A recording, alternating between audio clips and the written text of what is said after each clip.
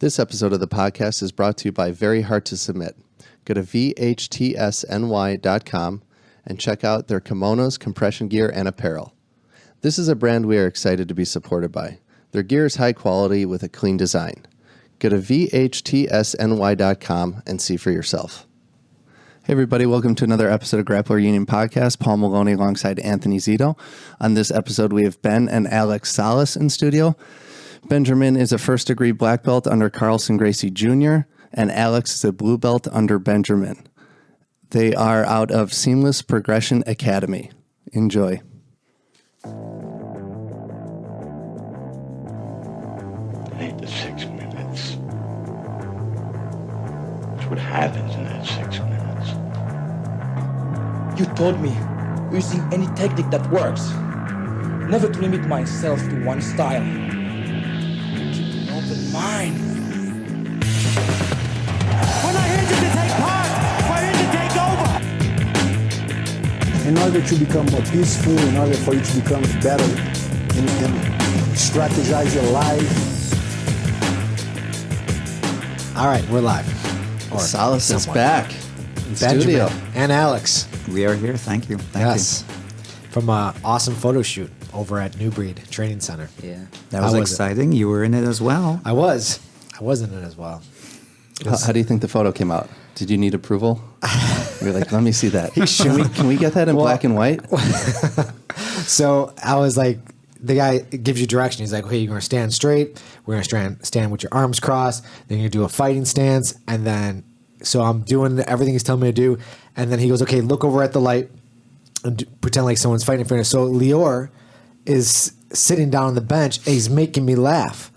And so the camera guy's like, he's like, don't smile. Oh, he no. goes, this is you're fighting. Be like you're fighting. I'm like, I can't. Zito's like, yeah, I know. That's why I'm smiling.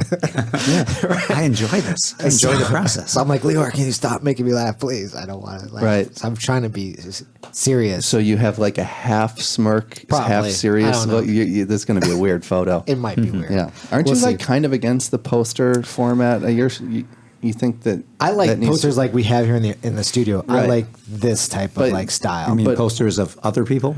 like yeah, right. like the guy versus the guy Yeah. on the I like to Instagram be- feed. Like right. you said that's kind of played out a little Yeah, bit. I'd rather be more creative with it.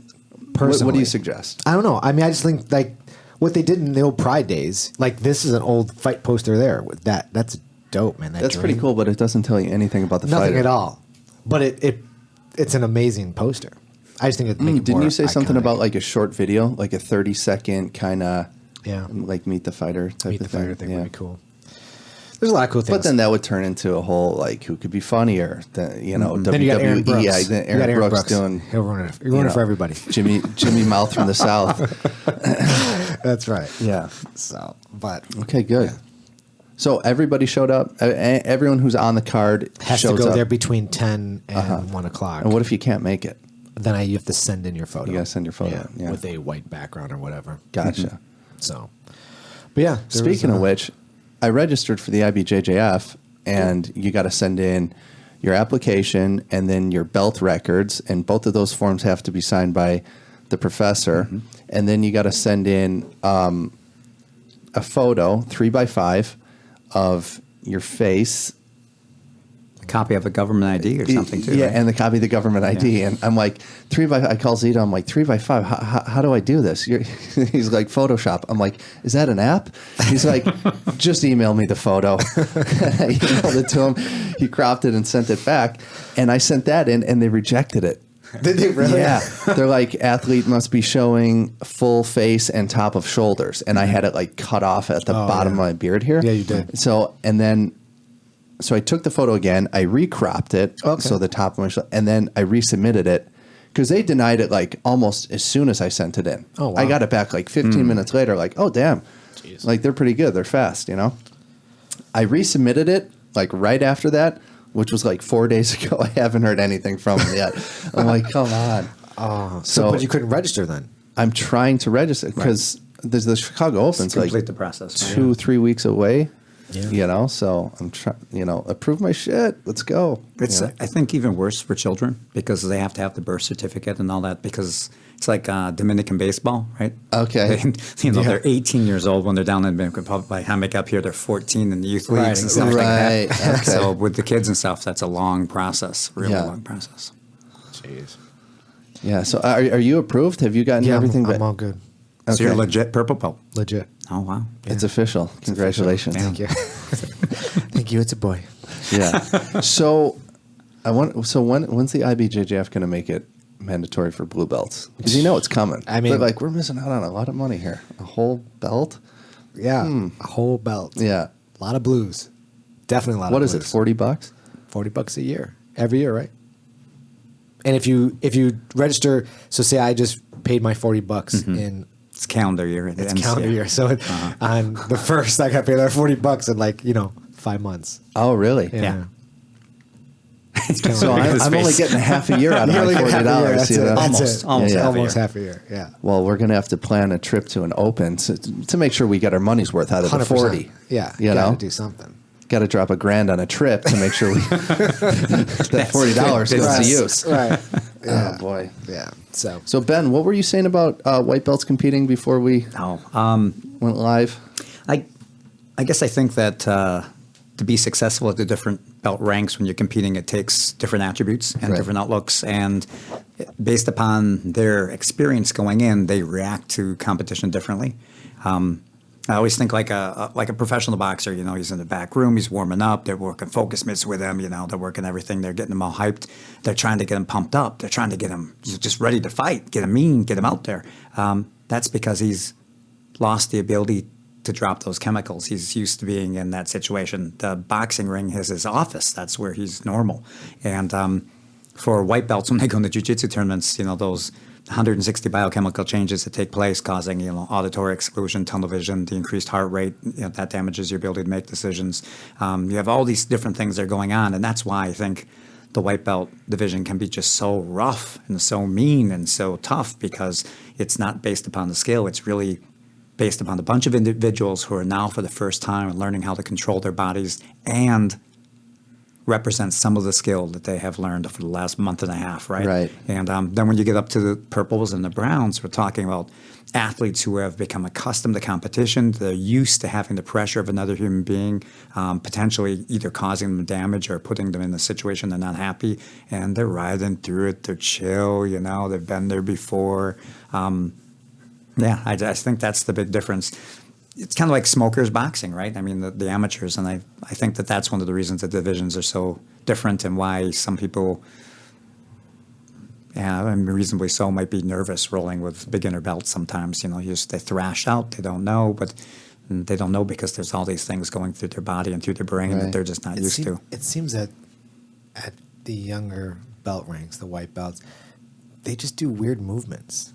Like you wouldn't expect that to do that move. Andre says that. He's like, I wasn't expecting you to put your knee there, or why would you do that? But I'm thinking to myself, I've had injuries come from white belt, rolling with white belts. That I'm like, why would you do that? Like, that's not even a thing. Well, that's why they're so easy to sweep, because they resist. Like, you'll just drag them this way a little, and they'll put everything into resisting going that way, and you just take them the other way. Yeah. It's it's interesting. I mean, it's almost a battle of will at white belt. Yeah, absolutely. It's like, absolutely. I think that division might be the division where who's tougher matters the most. Yep. Out of all the belt ranks. I agree. Yeah, I can see that. Yep. And I think there was a wrestling coach, still is a wrestling coach, Larry Marchanda. You're not dead. Out of Fond du Lac, Wisconsin. He's a Hall of Fame wrestling coach in Wisconsin. Really just like an amazing person overall. But he used to have levels to his wrestling at that time where, like, I think the first level was called the roughies. And those were like the 5 to 7-year-olds or something. I'm just kind of making this up. And then like the next group were like called the toughies. And each stage was not so much about technique, but was more about changing the personality to accept what was occurring and making them as coachable as possible, so that by the time they got to where you were going to see them as a higher level coach, they had built the attributes required mentally and physically to be a good wrestler. but it wasn't about the introduction of a particular technique. So interesting. Yeah. Alex, what do you think about that? I'm just keep. I'm just When, keep asking when did him stuff. that? When did that go away for you, Alex? Like the nerves and the 'Cause you tunnel com- vision. You And, compete like every week for the like past 3 years. He's like every week. Right. He's always competing. yeah. I didn't send you this, Paul, but sorry, Alex. I'll let you talk in a minute here. Sorry, but He's you have to dying to see. get on there. You have to Settle. see what Ben sent me last night. This PDF. It's incredible. It's fucking crazy. Just go through that. That's his everything. You keep track of all this -1. stuff. -1. -1. Wow, that's impressive alone. Like have you set that up for him? He tracks matches. Pull it up a little bit. Sorry. He tracks matches. So in, I think January when he got his 100th Is this like match a win. grappling resume? That's what this is. Fucking That's very insane. cool. It's awesome. But when in January or February, whenever that was, he said, that was my 100th or whatever. I'm like, what are you talking about? He's like, this weekend with Jacob, that was my 100th win. And I'm like, you've had 100 wins? Like, I'm a black belt. I can honestly say I've never had 100 matches. Yeah. Like all my ranks probably put together, I've never had 100 matches in Yeah. competition. Like you've had 100 already, Right. And but I know you tracked number of matches and who they were or with, and I only track what's on His- there, his the what- actual okay. tournaments and So do you standings. have a spreadsheet, Alex? What are you doing? This is cool. I That's just really awesome. write it all down in a notebook thing. Do you? Yeah. Nice. Very nice. I don't know if you guys heard the David Porter podcast that we did. I wasn't here for it, but No. he's like a data junkie, he calls Data himself, junkie, where yeah. he keeps track of literally every single thing that has ever happened in a match. Like he knows the percentage of his knee cut pass on his weak side. Like he knows like the percentage of that actually landing, and I mean he goes real deep with the data. I think that I don't have time. that's for that. exceptionally awesome. I'm so glad that it works for him, and I probably have more than a little bit of that in me as far as wanting to know things like that. It's like that statistics article came out a couple months ago about you see that percentage of black belts at Pans and Worlds who achieve the takedown, 100% of them won that match. And then it went into like the guard players, the ones that are really good in the guard, like everyone that was able to get guard ended up winning. And then by the time you're done reading the article, it was like, well, apparently if you do what you're good at before they do what they're good at, You win. you are going to win. Okay. And like, okay. So it's almost who initiated won right, the match. absolutely. And that was the big point of the article. But the point of this is you have to find whatever it is that brings out your capabilities. If you're a data guy, you need to track that data and you need to construct a format for your training that's based upon that data. Good luck to you. Right. If you are somebody who's not based on that, if it's more of a mental thing and you have to do visualization, if you're all about watching your diet, and if you're all about whatever it is that you do, I think whatever it is that makes you successful at where you want to go, then you've got to figure out how to make your body and your mind and everything work together at that time. But I don't think everyone's a data guy, but for those of us that have that in them, I think it's You say pretty you cool. are a data guy? Not that bad, but with notes, Okay, so what do you do? with I make fancy diagrams Oh. and I store knowledge spatially. It's not going to come out good on radio, of course. So you make like a web almost? Yeah. Different options from different positions and things Yeah. like that? So Flow chart. a flow chart. Okay. Actually, it's like a decision-making tree. Okay. So the one that you can't see, well, I'm going to show you, but Okay. people listening can't see. So if you have a leg entanglement, not foot entanglement, but leg entanglement, like one might achieve in a half mount. So between like a shin barrier or a Z-guard, I'm not talking that, I'm talking chest on chest, full leg entangled, half traditional mount where I'm smashing. Okay. That's a half mount. But I can twist in that and face towards the legs Right. and move into what I call twisted half. Right. And then I can step a leg out and have a knee on mat. Right. So those three positions spatially exist in the same reference. If I free my leg but my foot remains stuck, I will now be in the next ring of contact. And then there, as you can see, you have one knee on mat, you have a split position, reverse position, a three-quarter mount, in a reverse split position. Wow, that's really cool. If you pass your foot out, you'll have passed the guard. Right. Then you have 6 possibilities for being out there. You have mount, rear mount, knee on belly, Right. crossbody scarf, and so on. So I know when I'm going in to pass the guard that if I'm fully in there and my leg is fully entrapped, that I'm either going to go try to pass from my half. I'm going to turn back towards your legs, push on your knee, and try to slip my foot out from that, what I call twisted half, Right. Or I'm going to put my leg out and start prying down and try for a knee slide, and that'll be from my knee on mat. Right. And that allows me to make a decision. I either try to extract my leg and move to the outer ring, or I try to stay in there and I look for a submission from where I am if I can't extract the leg. Right. And then so every time I come to these, so What about inverted? What about kicking the leg back, like a back step? like a back step Yeah. takes you over to what we call reverse position. Is that it? Is that Yeah. on there? Okay, Yeah. you got it. Of course, yeah. Talking to a black belt, bro. I know. I'm just saying. Well, maybe it's not in his game, and No, he's no, like, exactly. there's a reason I didn't put it in. Nope. Yeah. And that's a good point. So like Kimura. Okay. From reverse, everyone's got different, but from reverse quarter mount. So for us, I see different types of rear mount. I see the rear mount where you're forced down on your belly. I see the rear mount where I don't achieve hooks, but you're on your belly. And then I see a rear mount where my hooks are in, but we're in a seated or somewhat leaning to one side type of position. So 3 okay. rear mounts. And I see 3 top mounts, one where the legs are engaged at the bottom and my weight is low towards the very bottom of your diaphragm above your hips. And then like a mid mount where my hips are over your hips. And then a high mount where my feet are on your hips and my knees are high above the armpits, forcing your arms up and high. So those are like the 3 high mounts. And so everyone has different interpretations. When you turn then to your side, I refer to that as a quarter mount because I'm only on 1/4 of your chest. I'm on your very upper chest underneath the armpit because you're on your side like you're shrimping, but I'm on like a high mount even though you're on your side. A reverse quarter mount is when I'm facing the legs. They call it ushiro a lot of times in Japanese. It's where I'm facing the legs and where kimura is put on a lot. Does that Okay. make sense? You know where I am? Yep. So reverse quarter mount, entrances to that can be really unique. You can be in a reverse scarf position and move back into that, or you could be in the top crucifixo and then drag them and turn them as you step over. So the transitions, I think, are really, I'm sure that there's a really big difference between me and every good black belt out there. They have better submissions and they're really good. And I felt it, like I roll with Daniel. I can feel the quality of his submissions. Daniel Wanderley. Yeah, exactly. And he's, again, you've heard this on your podcast. I don't remember, maybe it was Linderman or somebody, but he said, "Oh, the triangle. That's right.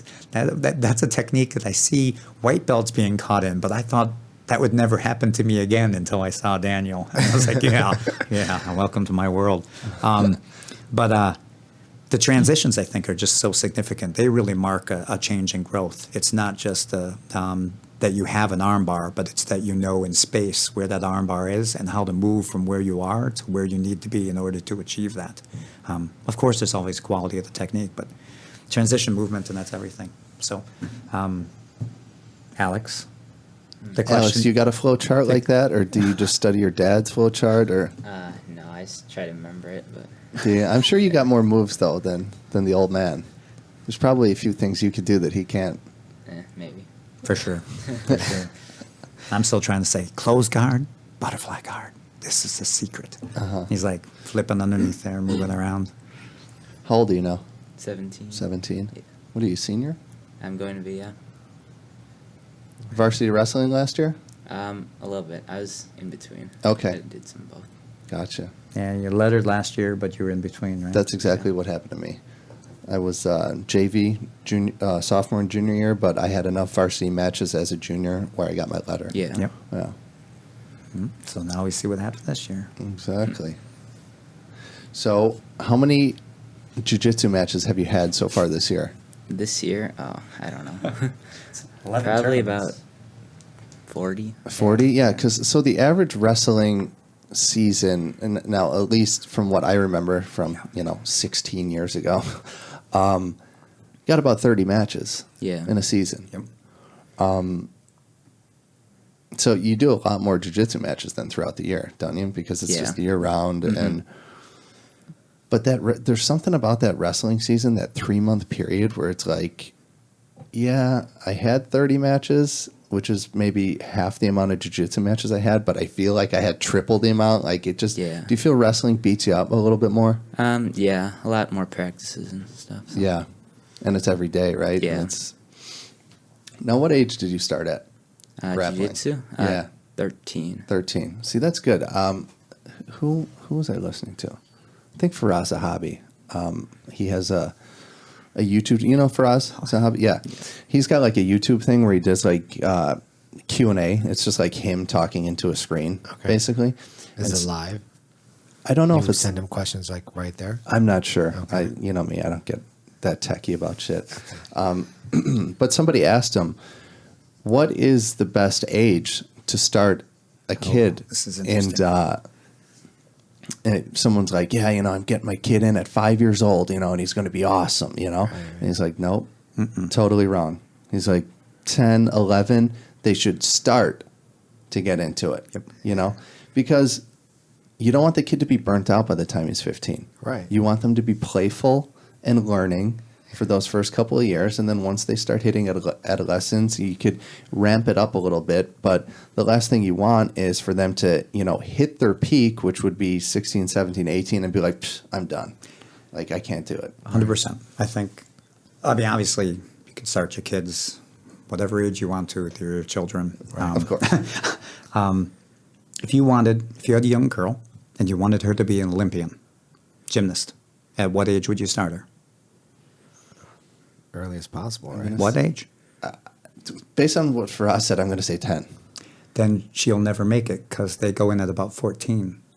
So what age would you start her? Okay, 2, Yeah, 3. so you'd start her 10 years out because Yeah. you want her to get that 10,000 reps. You want her to reach that peak of Right. time. So you start her at about 4, so she peaks at about 14. Mm-hmm.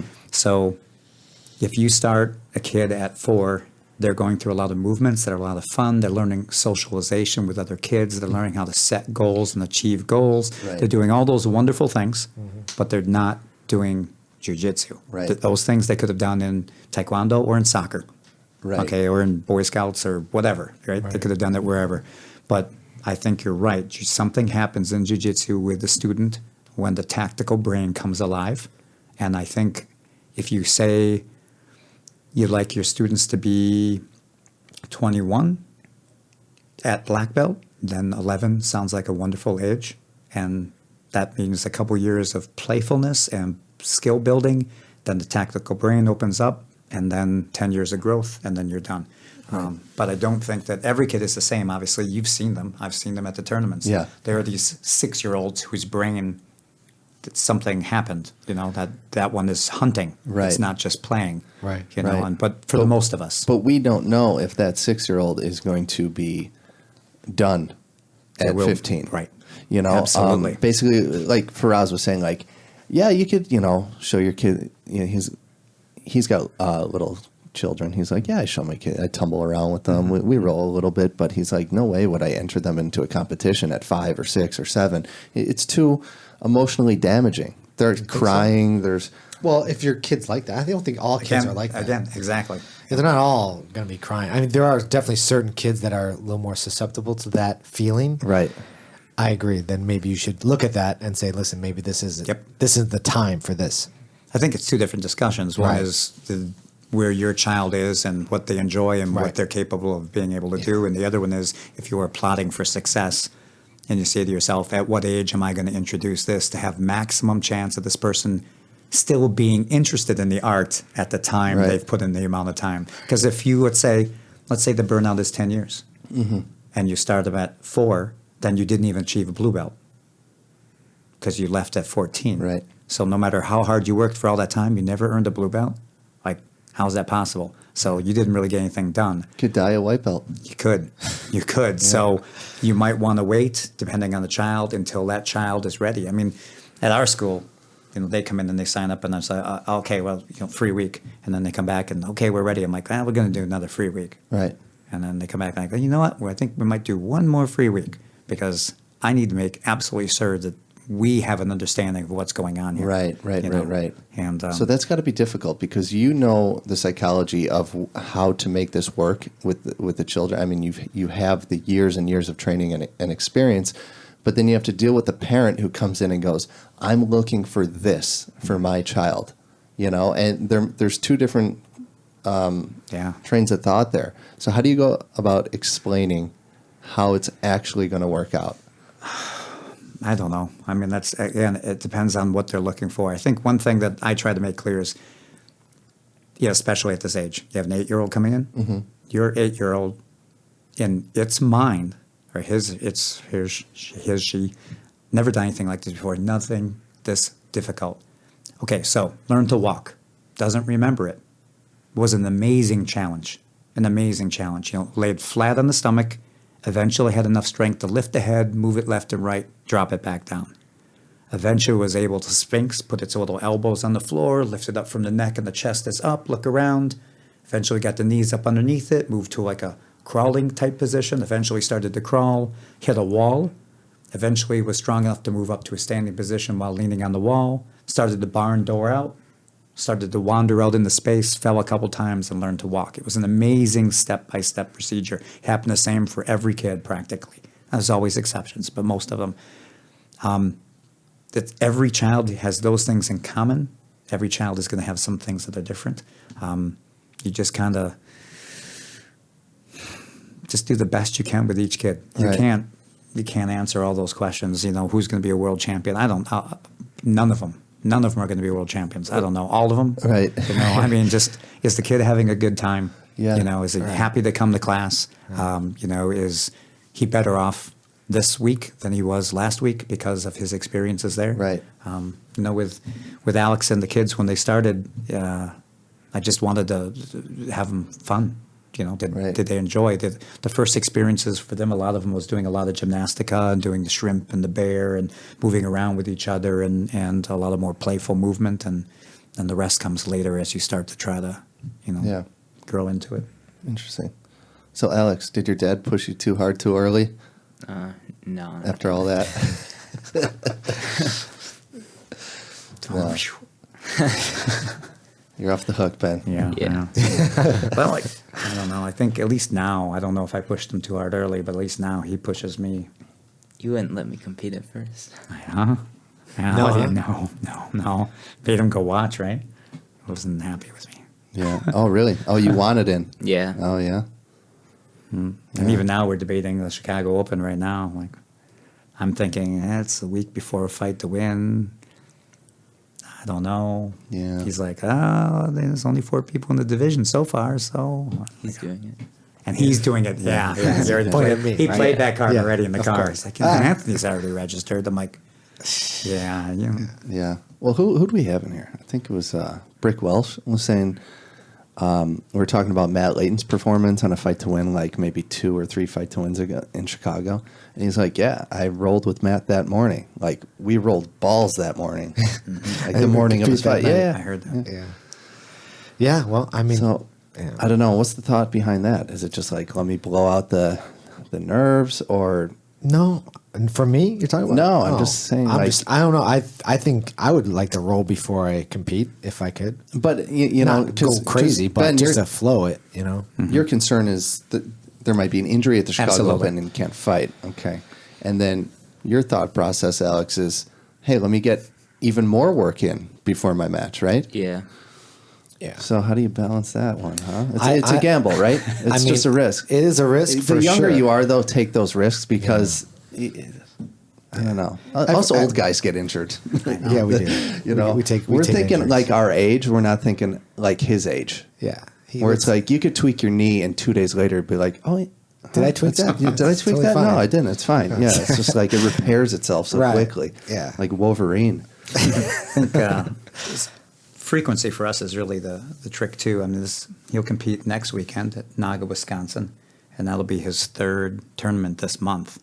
And I know. And but so during the week, we're pretty chill. I mean, we don't roll exceptionally hard. We take a lot of like, okay, we're going to roll light, or it's going to be a short number of rounds tonight, or the rounds are going to be with lighter weight people, and not so because we try to compete often, so we don't have to seek the intensity in the gym Right. as much. So Yeah. it'll depend. I mean, that'll be the 29th, and then there'll be one off weekend, and then Chicago, and then right away Fight to Win. Right. And of course, with the title fight, I know that he wants to do well. So So how's the title fight work? Because you're 3-0. Yeah. And the kid you're fighting is 2-0. I think so, yeah. Right. Oh, that's gonna be Good interesting. matchup, yeah. That's a good matchup. Yeah. You know where you are in the lineup? No idea.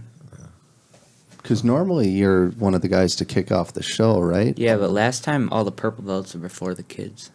Oh, is that right? Yeah, it's weird. Oh, okay. like So 15th he match. tried that kind of Eddie Bravo thing. Eddie used to do that at EBI. Remember, like they'd go through the whole first round of the bracket, and then Throw some they'd have super like fights in there? the kids super fights, Yeah. and then they'd go into the second round. Right. How many kids matches are? Do you know? I don't know. Usually it's around 2 or 3 or 4, Right. somewhere around there. Or teen matches? Yeah, Are there teen young matches? adults. He's not a kid. anymore. It's teen. I fought him. What are you talking about? that's right. That's how you guys met. That's how we met. Remember, Paul? I gotta fight him. is that photo still up at 10th I don't know. Chicago? I don't know if think it's there was still a there. photo up there. There is It a photo. was, yeah. Uh-huh. It was like a head scissors. It was Yeah. terrible, man. I'm It sorry. hurt. It hurt. I hope you enjoyed it. It's never going to happen again, dude. Never gonna happen again. He's just gonna roll. At least I got him. I can always claim that. Doesn't matter when, what, he, yeah. when he rolls on, he gets to his black belt, IBJJF World, and he becomes champion. Like I tapped Alex Tapped Salas. him. I mean, he was 12 and I was 40 at the time, but I did tap him. in competition. Exactly. We'll always have that, Alex. Zito's claim to fame. After it's all been said and done, no matter what's been, all the medals and the Naga belts and the podcast and the long jiu-jitsu career, he tapped Alex Salas. Right. In In comp. competition. Did I ever tell you that story? Zito, tell us the story again. Yeah. All right. There it was. Oh my God. Yes. It'll be fun. So, Paul, everyone's asking me, where's well, I don't know, because Why- every time why they do see people me, do that? they're like, so where's Paul at? I don't know where he's at. I think I heard 2 or 3 times today, is Paul fighting on the Yeah. card? I'm like, Paul's not fighting. He doesn't want to fight. Yeah. They can't get it. They I don't got understand. the same thing at the Belt Promotion barbecue. They're like, where's he? Where's Zito at? I don't fucking know. Why don't you call him? They want to know, why aren't you fighting, Paul? They want to know. I'm a pussy. But this would be like perfect for you. A fight to win would be perfect because it's one match. And you're good for just one match. You're right. And Andre's like, you should do it. Submission only. This is your thing, you know? And I'm just like, can I be a brown belt for like more than a week and a half before I go on that stage? You know what I mean? Right now I'm focusing on the Chicago Open. Yeah. That's like my, That's This is good. your coming out party, right? yeah, it's my brown belt debut. Yeah. Wouldn't it be cool to win it? It would be awesome. That would be right. insane. How many you even looked at your division yet? No, I don't want to look at it until I get this goddamn approval, Yeah. you know? Or else Yeah, I'm it's thinking about pointless. nothing Right. for nothing, Yeah, it's true. Yeah. you know? Well, it'll be okay. You'll get the So, approval. I'm anyway. sure you'll get the approval. They won't Yeah. deny you. Right. But yeah, I mean, I'm not completely ruling a fight to win out in the future. Yeah. Yeah. I think they're coming back in October. Yeah, That's what I- already. Yeah. That's what I heard. Interesting. Yeah, I'll I have to got see a- what works out with my schedule. Facebook message probably it's been 4 or 5 days ago. Ella the Gorilla, I guess that's a shout out to her. She's an LCCT orange belt out of Appleton, Fox Valley Grappling Club. And she competes regularly. She's on the circuit. She's, and all that. And her dad was like, oh man, Alex is going to be, this is like on Fight to Win again. How do you do something like that? And so I sent a little thing, it's here's the link to the app and this is the process. But you get asked that a lot by especially the other teen parents, like, how do you get sponsorships? How do you get to all these tournaments? How do you get on the super fights and stuff like that? And the process is always, of course, very simple. You contact the promoters and ask them what the process is and stuff like that. But I think the number of 3-4 years ago, there were not very many things like this available. Right. So the timing was kind of nice when Alex came out, like on that Fight to Win 13. Obviously, we're in the 84 or whatever is going to be the next one. Coming in as that industry's coming up and just kind of riding that wave with it and learning how everything works. But I think that's going to be growing with the kids. Well, I like that they Fight to Win redid their logo. You see the new logo? No. You're about that, updating and modernizing. I'm and very about that. I had to stop following Seth on Instagram. Why? And my You're whole just filling up feed your is feed with I can't do it. But they updated their logo, which looks really good. The website, everything looks really nice. Yeah, I'm a big believer in that. Like Naga, I don't know what they're waiting for. Like, is he afraid that people aren't going to show up to his tournament if he changes the logo? I don't know. It's retro. Now it's retro. It's been there so long. Now it's actually Dude, retro. I think that they're just doing so well. They're like, who cares? Yeah. We don't need I to know. change anything. I guess. It's like McDonald's. It's Although like, why would we change anything? I will never do New Breed again after the last one. Why? What happened? Oh my god! Was the New Breed the one that was just a few weeks ago? Yeah.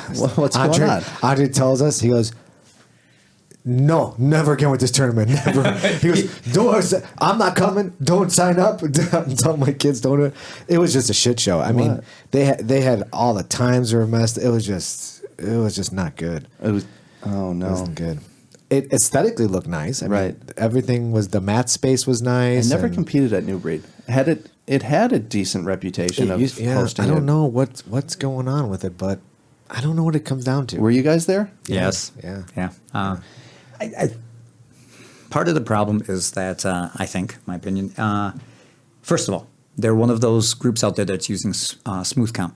Yes. And I'm a huge fan of smooth comp. I Right. think that's the most amazing thing. So you have Grappling Industries, Grappling Games, and New Breed now on there. So you create fighter profiles. You can Right. track your matches. I mean, it's the data. It's fantastic. Right. And I can. Smooth comp, just so people don't, it's basically like the IBJJF, how you register and then you know when your bracket is set up and what time you're going on. Basically, Exactly. that's what it is. It's just like the IBJ, it looks just like the IBJJF. Yeah. However, Even more. I mean, I can go behind the scenes as manager of a team and look at all of my fighters' all their stats, who they fought. When they register, I can check their divisions. I can pay for people that I want to. I can do all these things.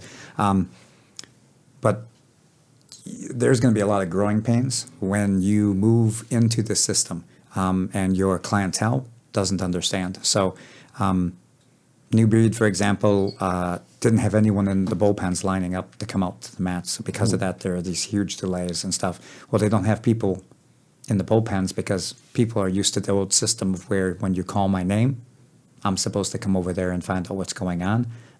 But they don't want that. They want you 20 minutes beforehand, like IBJJF, in the bullpen. They're going to have a guy walk over there by slot 4, or in this case C, and he's going to walk all the C competitors out, and you're going to do that. But they did not succeed in communicating with the people, and the people did not then follow through, and it just kind of snowballed from there. yeah, I mean, they had people, one of our teammates, Nick, he had to go and fight no-gi, and then in between his next no-gi match, he had to do a gi match. Oh no. It was like, what? Wait, you're fighting now? You're not even done with that bracket in no-gi. You got to change and go put your gi on? Oh, that's stupid. I'm like, what's It was going on rough. here? They had a rough Okay. day, that's for sure. Okay. That was, Yeah, and then their Wi-Fi goes down. Yeah. and so check this out. I don't know who their IT guy is, but I don't want to put them on blast. But so their Wi-Fi goes. So they're trying to stream everything off this like Verizon hub. They're trying to connect all to it, as opposed to hooking up to the building's free Wi-Fi, which would make more sense. Okay. So Sean, who we had in the podcast, Sean Richmond, he's like, he went over there and said, dude, what are you guys doing? Why don't you just hook up to the Wi-Fi and you'd be a lot faster instead of, trying to use this freaking, barely 56K or whatever dial-up that you're trying to use. Oh, it's only a connect 56K? Well, I'm sure it's more than that. Jeez. It's a 4 Oh my LTE, God. whatever connection it is. I'm being sarcastic. I have no thanks. idea what a 56K is. Of course you don't. When he said, "Why don't you hook up to the building?" I'm like, "Wow, Yeah, right. I would never have thought of that." Well, that's an obvious answer. So Sean tells him, Mainline it right into the building. Exactly. I'm like, "What?" yeah, right. So, because they were getting all the like times are way off because they're trying to upload new times and old times are still showing up there and nothing's caught up. They had my match going on at like 5 p.m. when it was supposed to go on at 2:20. I was literally walking out of the building. I'm like, I'm out of here. To go home? Oh, you left? Oh, yeah? And then I'm walking out. I said goodbye. I literally said goodbye to people, and I'm walking.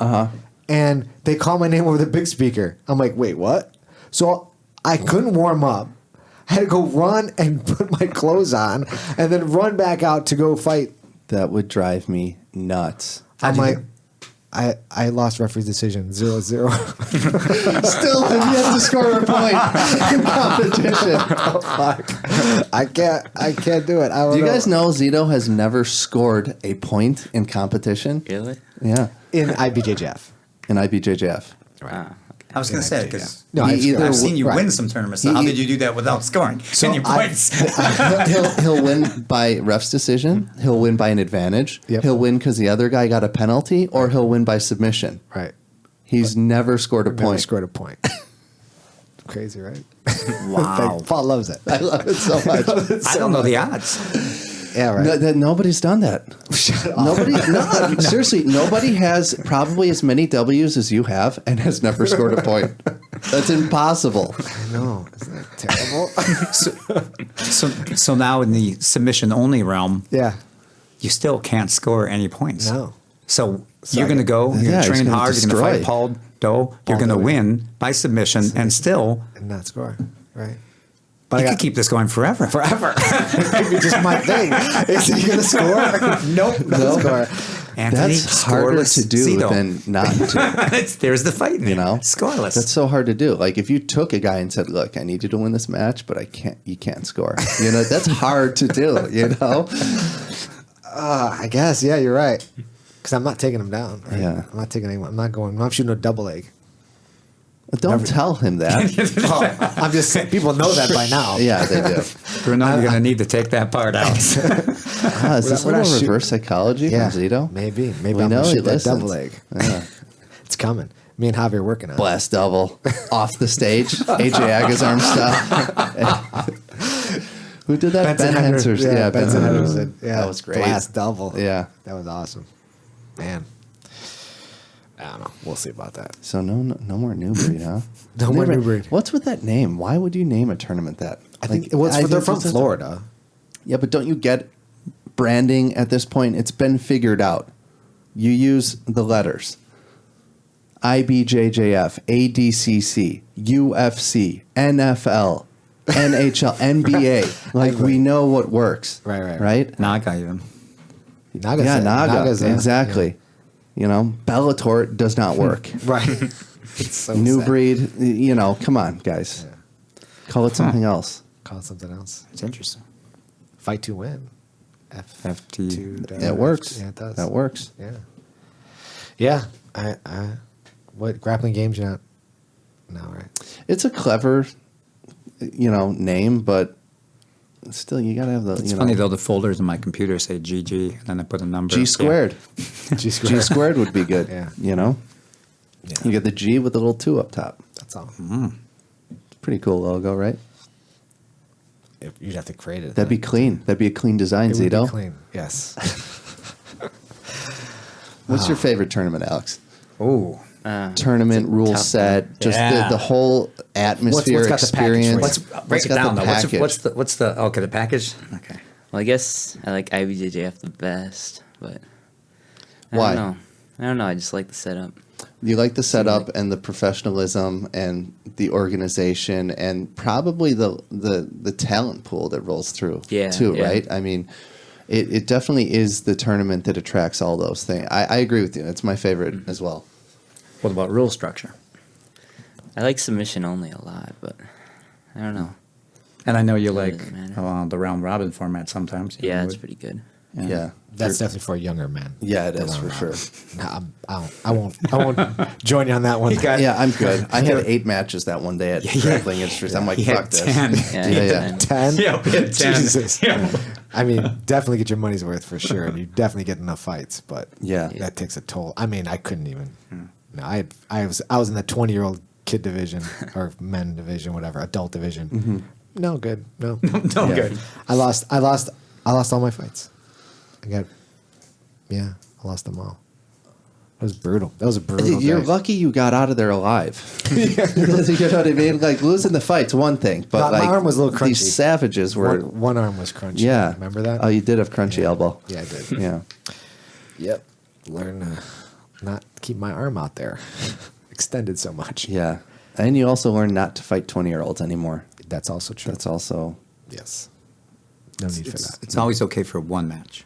One, not 4 or 5 matches Yep. right. in a row.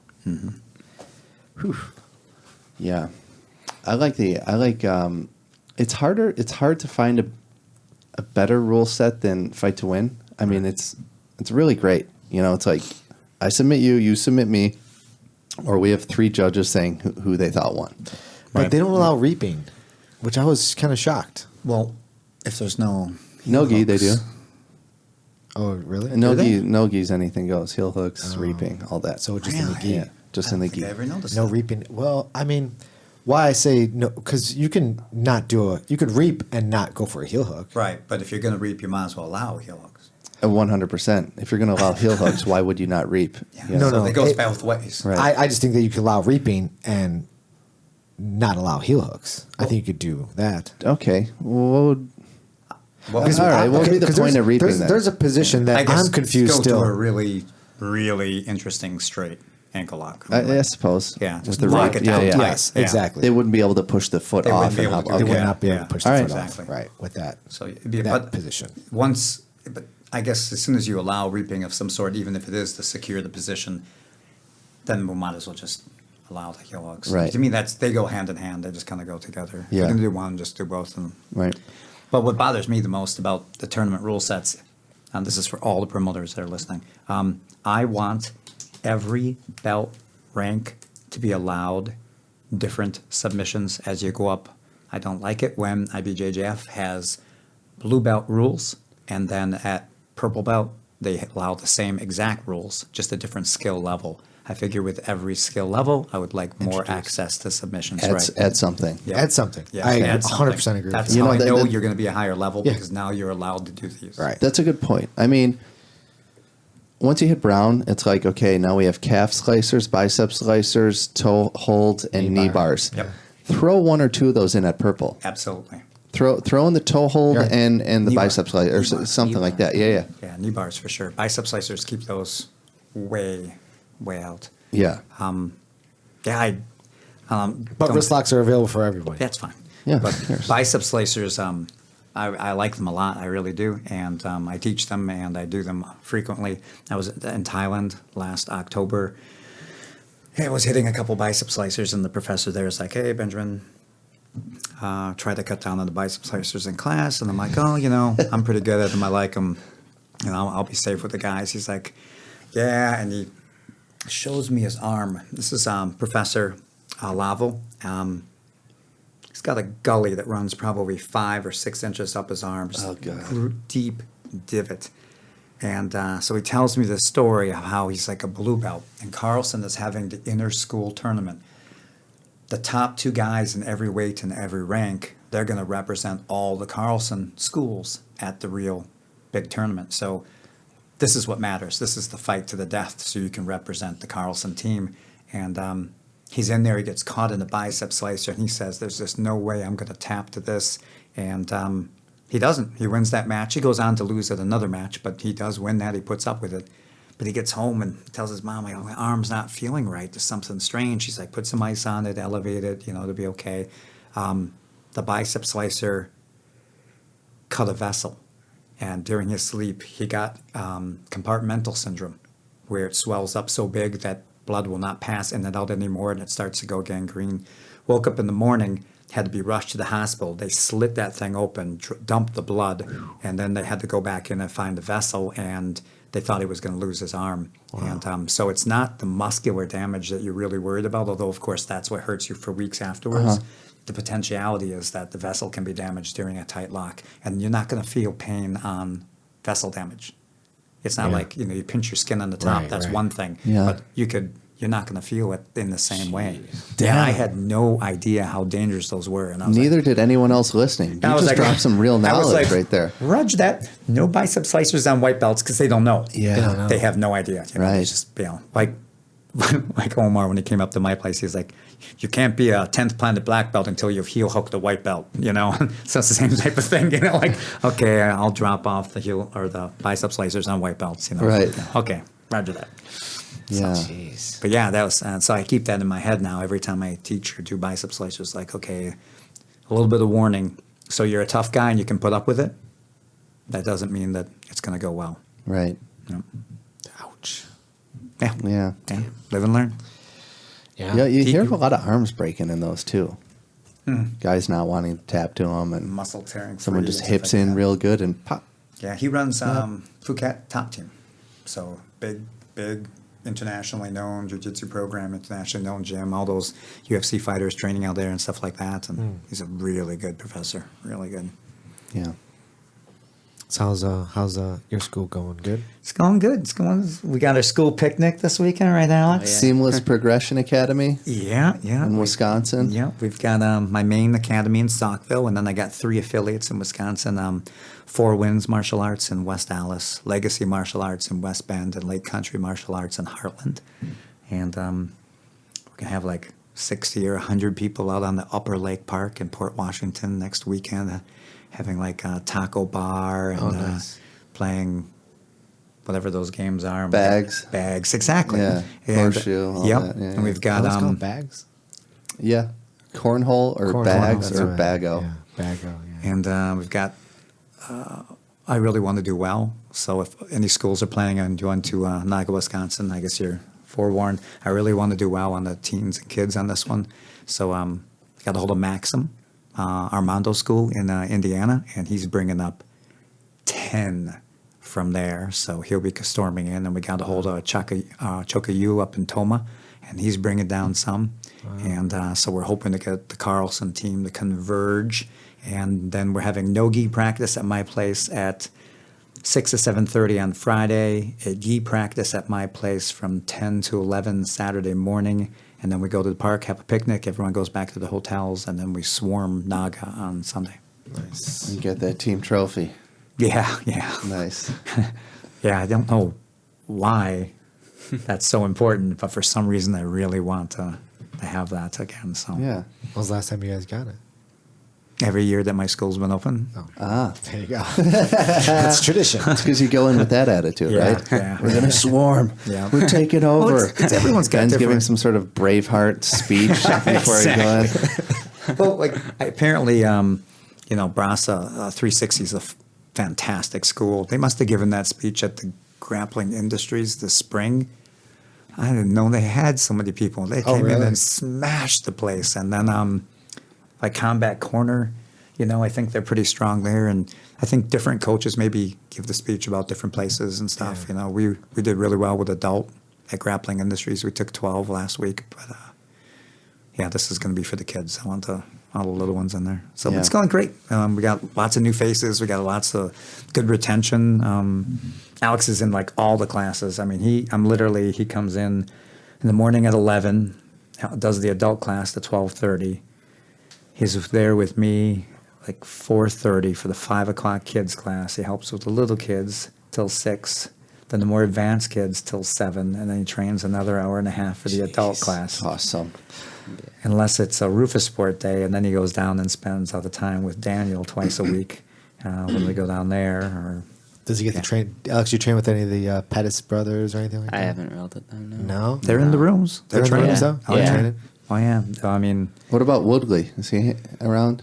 Sometimes. yeah. Yeah. When he's not rapping? I mean, there's What? the talent in that room is insane. Oh, yeah. Tyron Woodley has a rap album. No, he doesn't. You have got to hear this thing. Shut up. Oh, yeah. Is this real? It's real. Alex, have you heard It's it? really Oh, bad. Alex is like, I don't know what you're talking about. Yeah. You sure this is real? It's not Yeah, fake it's news? really bad. It's not fake news. I wish it was. Is it like I'm embarrassed for him bad? It's cover your face in embarrassment for him bad. Jeez. Is it like not like G and the Gi bad? That's bad. You've heard that, Bad. right? I would course, say yeah. it's on the exact same level as Gina Gee. Wow. Yeah. Wow. Really? Is he talking like about being like the UFC champion in it? he talks about the struggle, and it's just really bad. There's a really good. Oh, no, this sounds bad. Another Day, Another Hespasian. No. Oh no, that one's good. What's this? This is Keegan. Okay. Oh, you need to pull this up. This is Keegan Machado. Keegan Machado. Okay. It's a friend of his, John. I think his birthday's turning maybe 60. He lives in Australia. He couldn't go see him for his birthday, so he does what every world-reclaimed jiu-jitsu master does. He writes a song and produces a music video for his buddy, and it is hilarious. It is great. But it's made to be funny. Okay. Yeah, yeah, it's not being and it serious. is, but he still sings. And you know what I mean? And Carlson Gracie Jr. and I and Andre Dries, when we were in Thailand. I hadn't heard of it. I didn't believe it. Played it, and we sang that song for It's catchy, weeks. then. Oh yeah, we sang it for weeks. In fact, I don't even want to try it now because it's going to be in my head now for the. Oh really? Yeah. It's one of the- all right, so we gotta check that out. Keegan Machado. Okay. Yeah. His music video. Oh, Woodley. So would you roll with him? Yeah, no problem, right? Yeah, I would. It'd be cool. Yeah. Hell yeah. We've rolled with who have you rolled with down there from the UFC? I don't know. You've rolled with Gerald, Yeah. and Gerald Meerschaert. No, I don't know. And that was his jiu-jitsu's amazing, obviously. He's very, very, very good, but a hell of a guy, too. Yeah. Just the work ethic like you wouldn't believe. They got a grave down there. Bilal Muhammad's down there. Yeah. yeah. rolled him. Okay. Amazing work ethic. Bellator standout and soon-to-be champion extraordinaire, Manuel Sanchez. Yeah. I Yeah, know. you like rolling with him. And Rafian Stotts. So Thank God they promoted him to purple belt because it was embarrassing to have a blue belt passing my guard like that. And it's just like, oh my goodness. yeah, I know. Those are those promotions are the best. Where you're like, thank God. Exactly. You're sitting there from the sidelines.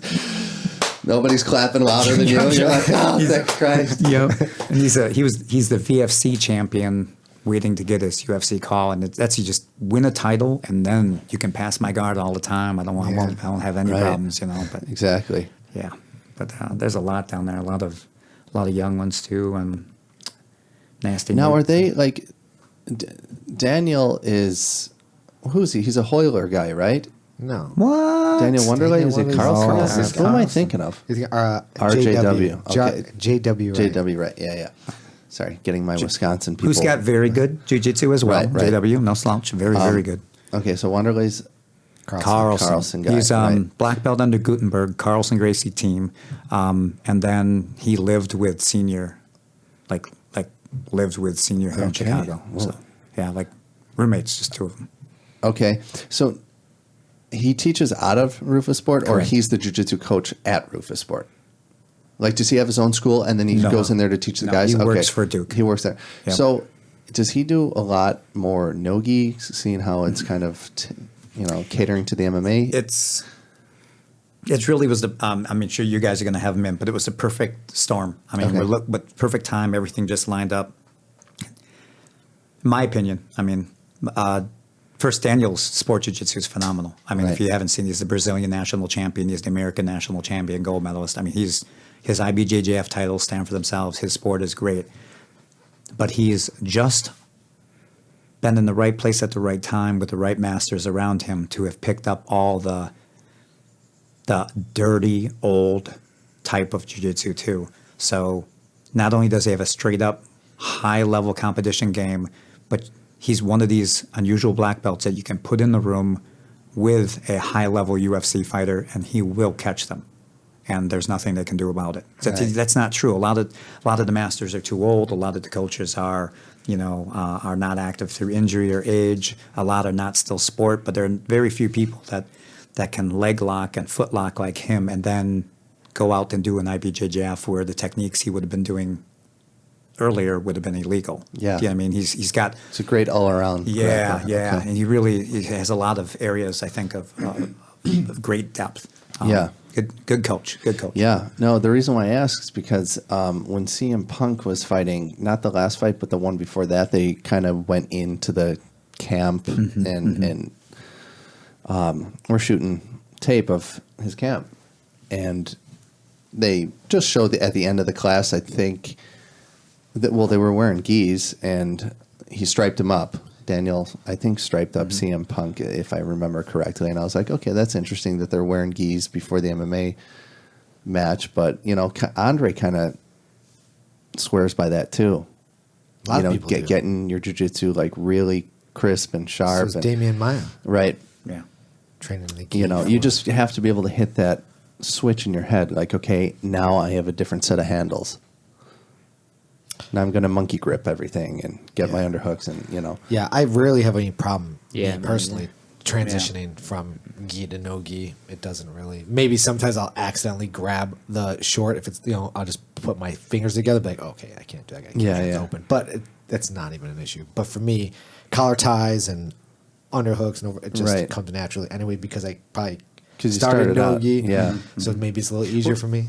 You did the shoot wrestling too, right? No. Oh, you didn't do any of it with the JKD grappling and Uncle Larry Hartzell and No, you didn't do any of that? no, we did I did JKD, Right. but we never did any of those wrestling. We started, you know, Because Larry jiu-jitsu. used to come around here back in the day. I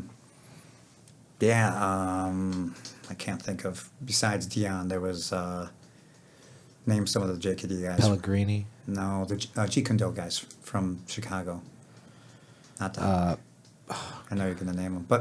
But I mean, Larry Hartzell used to come around for the Jeet Kune Do Junfan Grappling Association back in the day, and he brought a lot of the shoot wrestling around. Guru Dan brought it around. So before any of us went into Brazilian Jiu-Jitsu, we all did the shoot lock flows and all that type of stuff. And so we all did no-gi, right? Yeah. Not long before.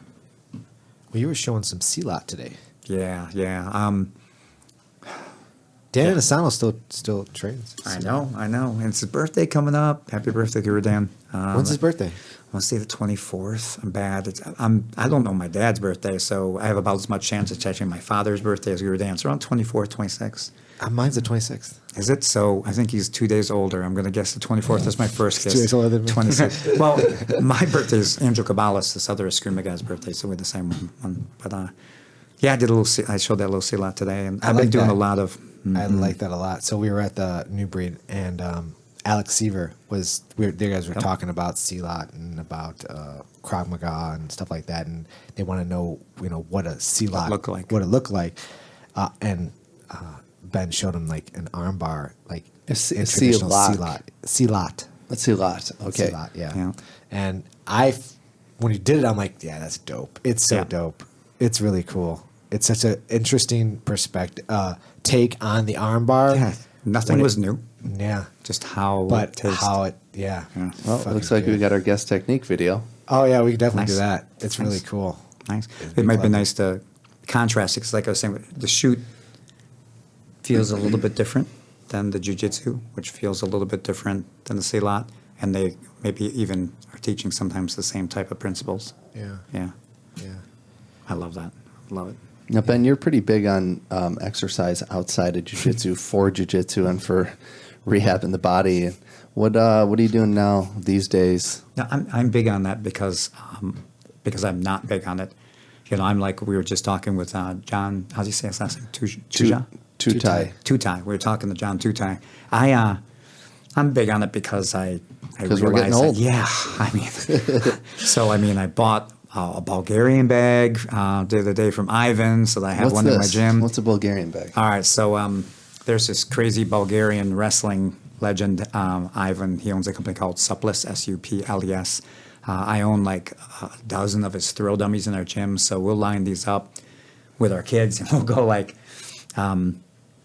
you'll get a partner, and you'll do double legs back and forth with your partner, and then every third round you'll roll out solo, and you'll get a throw dummy and practice like Ipan Sianagi off the throw dummy. So we work these into our drills a lot, and he produces this bag of leather, this leather bag that resembles like a calf or a sheep if you were to tie its ankles together and throw it over its shoulder. It's narrow here, wide through the belly, and then narrow on the other side. And it's an exercise tool for building the same muscle groups as you would for grappling. So it's grip heavy, it's lat and back heavy, it's thrusting hips and lifting heavy. It's a way to exercise your throw and takedown muscles if you don't have a partner. It's a brilliant tool. But I don't do it, because I want to do it. I don't do it because, it's going to help my jiu-jitsu. I do it because I need to try to find ways to work muscle groups in a healthy manner to try to defeat the effects of jiu-jitsu more than improve my jiu-jitsu. Right. I still think one of the best podcasts you had was when you had Sam in here. Yeah. Yeah. I mean, I learned so much. I stopped going to physical therapy right after that podcast. Really? Yep. Stopped completely. When he was talking about lifting and carrying, I went to carrying a 45-pound plate in one hand, and then I'd walk 30 seconds with it in one hand, switch it 30 seconds the other hand, switch it, hold it 30 seconds above my head, and I'd walk a mile just carrying this plate and switching it every 30 seconds just to work the core on the balancing and stuff. And the problems I was having with my hip went away as soon as I started just doing carries. And some of the stuff he said on there was just great. A lot of the podcasts, I mean, some like Larry Lindemann? when he was talking about in an open area, people that is used for transit, people who are standing still should attract your attention. And in an area where people should be standing still, people that are moving through should attract your attention. Right. And that was a brilliant podcast, too. Yeah. That's one of our top podcasts. People talk about that one. Yep. Yeah, there's a I list. loved, and I really apologize if I get names wrong. Was it Bodycomb? Riley? Was he the one talking about micro games? Yeah. Oh, that was a good one, too. I really, really enjoyed that concept. Micro games. What was that? Yeah, so as I took it, and I might be wrong, as I took it, what I do now is I grip fighting is an element of the bigger game, and you break it out and you make it into a smaller game so you can isolate it and improve on it, like batting practice or fielding practice Gotcha, in baseball. yeah. So you'll isolate guard passing, you'll isolate sweeping, you isolate takedowns, you isolate grip fighting. You take any aspect of jiu-jitsu, find a way to isolate just that and make it competitive in just that one area and drill it. And so I was getting ideas from his as well. But you've had some really, really good. I mean, there's a lot of witty banter, and there's all these other things going on as well. And obviously, huge. The fetal guard thing is continuing through, and there's so many other things going on, but there's always some like little pearl of wisdom or two in the different podcasts. Yeah. Sometimes you'll have to listen to 2 hours of bullshit to get it, but yeah, we try to make sure there's at least one nugget in there. You just don't know where it's going to be. That's the thing. Exactly. It might be in the beginning, the middle. Damn, they you know. made me work on that one. Yeah. Oh, man. I talked to Josh the other day. Oh, yeah? Yeah, I think I was in Georgia last week, and I think that I'm going to try to bring him down with me in January. Oh, yeah? Yeah, because he wanted to come down and kind of check that stuff out, and I thought, why not? And I said, hey, you don't have any felonies, do you? He said, not so far. And I'm like, what kind of text answer is this? You have any felonies? Not so far. And I was like, okay, well, just checking.